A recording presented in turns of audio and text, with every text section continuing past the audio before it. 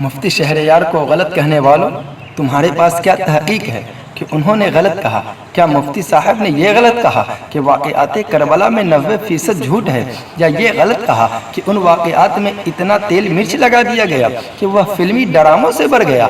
اگر تم کہتے ہو کہ مفتی صاحب نے غلط کہا تو کیا تمہارے پاس ان واقعات کی تحقیق ہے؟ اور اگر تمہاری دلیل یہ ہے کہ حضرت مفتی جلال الدین احمد امجدی نے خطبات محرم میں، اور علامہ نعیم الدین مراد آبادی صاحب نے سوانح کربلا میں، اور علامہ حسن رضا بریلوی نے آئینہ قیامت میں ان واقعات کو ذکر کیا، تو ہم ان واقعات کو صحیح مانتے ہیں،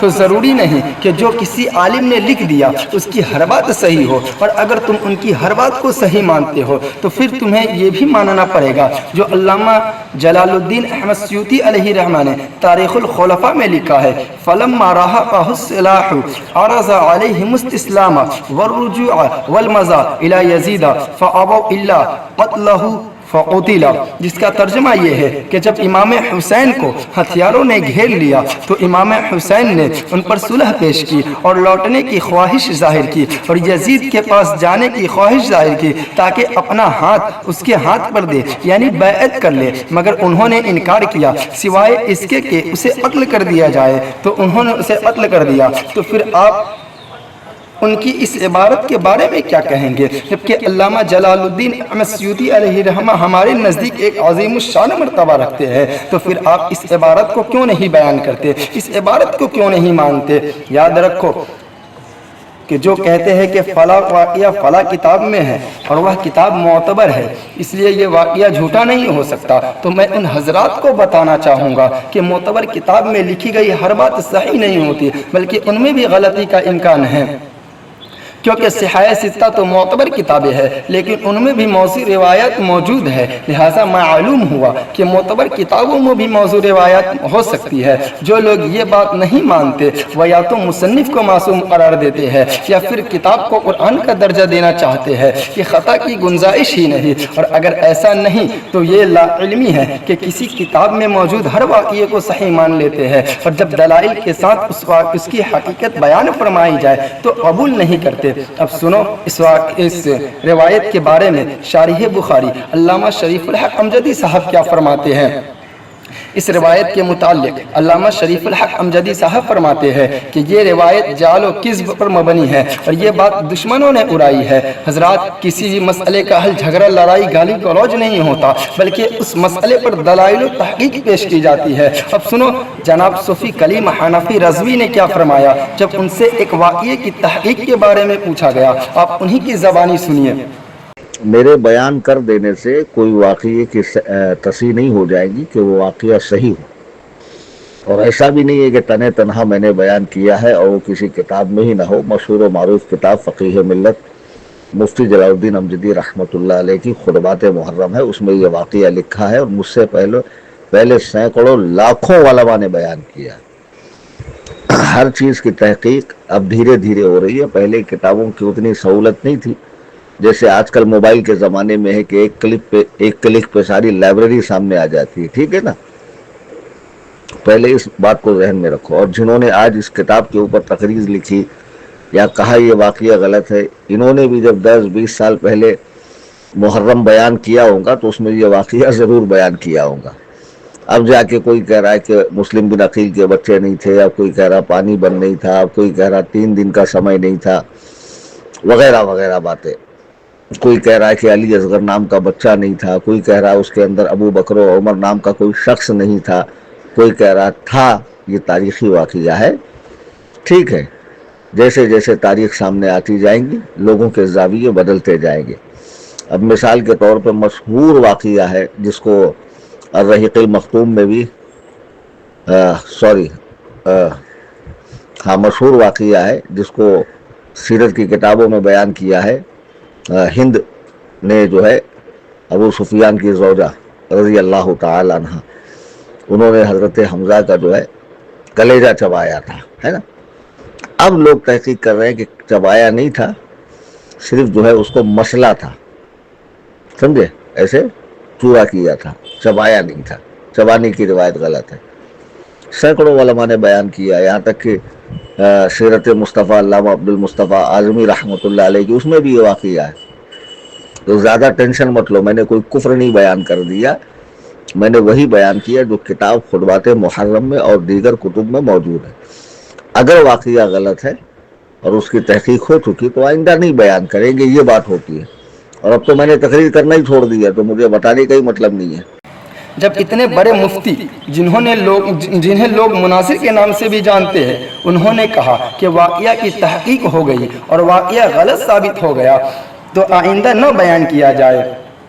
اور سنیے کہ اعلیٰ حضرت عظیم البرکت مجدد دین و ملت امام احمد رضا خاں فاضل بریلوی کیا فرماتے ہیں جب ان سے سوال کیا گیا کہ مجالس میلاد شریف میں شہادت نامہ پڑھنا جائز ہے یا نہیں، تو اعلیٰ حضرت علیہ رحمہ فرماتے ہیں شہادت نامے نثر ہو یا نظم، جو آج کل عوام میں رائج ہے، اکثر روایات باطلہ و بے سروپا مملو اور اکاذب موضوعات پر مشتمل ہے. یاد رکھے کہ اعلیٰ حضرت نے یہاں اکثر فرمایا، اکثر کا لفظ ذکر کیا ہے، کم کا لفظ استعمال نہیں کیا. اور آگے فرماتے ہیں ایسے بیان کا پڑھنا سننا وہ شہادت ہو خواہ کچھ اور مجلس میلاد مبارک میں ہو خواہ کہیں اور، مطلقاً حرام و ناجائز ہے، خصوصاً جبکہ وہ بیان ایسی خرافات کو متضمن ہو جن سے عوام کے عقائد میں تزلزل واقع ہو، پھر تو اور بھی زیادہ زہر قاتل ہے. ایسے ہی وجوہ پر نظر فرما کر امام حجت الاسلام محمد غزالی قدس سرہ العالی وغیرہ ائمہ نے حکم فرمایا کہ شہادت نامہ پڑھنا حرام ہے. علامہ ابن حجر مکی رحمۃ اللہ علیہ سوائق محرقہ میں فرماتے ہیں، جس کا ترجمہ امام غزالی وغیرہ نے فرمایا کہ واعظ کے لیے حرام ہے کہ وہ شہادت حسنین کریمین اور ان کہ بے سروپا واقعات لوگوں کو سنائے. اور پھر فرماتے ہیں امام حسین کی شہادت اور اس کے بعد کے واقعات کی روایت کا حرام ہونا جو بیان کیا گیا وہ اس کے خلاف نہیں جو کچھ میں نے اس کتاب میں ذکر کیا، کیونکہ یہ سچا بیان جو صحابہ کرام کی جلالت و شان اور نقص و کمزوری سے ان کی برأت پر مشتمل ہے، ان پر اعتقاد رکھنا واجب ہے، بخلاف اس کے کہ جو جاہل واعظین بیان کرتے ہیں وہ جھوٹی بناوٹی اور خود ساختہ خبریں لوگوں کے سامنے پیش کرتے ہیں اور ان کا محل نہیں بیان کرتے. حالانکہ حق پر عقیدہ رکھنا ضروری ہے، یوں ہی جبکہ اس سے مقصود غم پروری و تسنا حزن ہو تو یہ نیت بھی شرعاً نامحمود. شرع مطہر نے غم میں صبر و تسلیم اور غم موجود کو حتی المقدور دل سے دور کرنے کا حکم دیا ہے، نہ کہ غم معدوم بتکلف زور لانا، نہ کہ بتسنا و زور بنانا، نہ کہ اسے باعث قرب و ثواب ٹھہرانا. یہ سب بدعات شنیع روافظ ہے جن سے سنی کو احترام لازم ہے. اس میں کوئی خوبی نہیں، اگر اس میں کوئی خوبی ہوتی تو حضور پرنور سرکار عالم صلی اللہ تعالی علیہ وسلم کی وفات کی غم پروری سب سے زیادہ اہم ضروری ہوتی. دیکھیں حضور اقدس صلی اللہ تعالی علیہ وسلم کا ماہ ولادت اور ماہ وفات وہی ماہ مبارک ربیع الاول شریف ہے. پھر علماء امت و حامیان سنت نے اس سے ماتم وفات نہ ٹھہرایا بلکہ موسم شادی ولادت اقدس بنایا. امام ممدوح کتاب موصوف میں فرماتے ہیں بچے اور پرہیز کرے اس بات سے کہ کہیں یوم عاشورہ میں روافظ اور ان جیسے لوگوں کی بدعات میں نہ مشغول ہو جائے جو رونا پیٹنا اور غم کرنا ہوتا ہے، کیونکہ یہ امور مومنوں کے خلاف، کیونکہ یہ امور مومنوں کے اخلاق سے نہیں، ورنہ حضور اقدس صلی اللہ تعالی علیہ وسلم کا یوم وصال ان چیزوں کا زیادہ حق رکھتا ہے.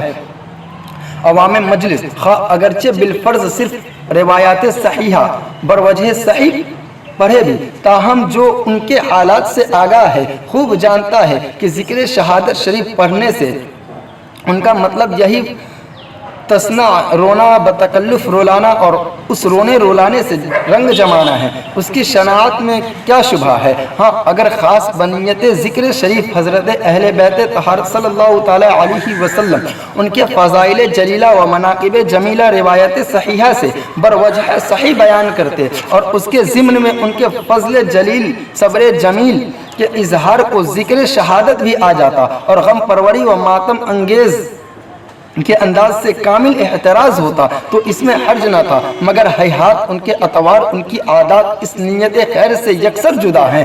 ذکر فضائل شریف مقصود ہوتا تو کیا ان محبان خدا کی فضیلت صرف یہی شہادت تھی؟ بے شمار مناقب عظیم اللہ عز و جل نے انہیں عطا فرمائے، انہیں چھوڑ کر اسی کو اختیار کرنا اور اس میں طرح طرح کے بالفاظ رقت خیز نوحہ نما و معانی حزن انگیز وغیر افزا بیان کو وسعت دینا انہیں مقاصد فاسدہ کی خبریں دے رہا ہے۔ غرض عوام کے لیے اس میں کوئی وجہ سالم نہیں نظر آنا سخت دشوار ہے۔ پھر مجلس ملائک معانس میلاد اقدس تو عظیم الشان و خوشی و عید اکبر کی مجلس ہے،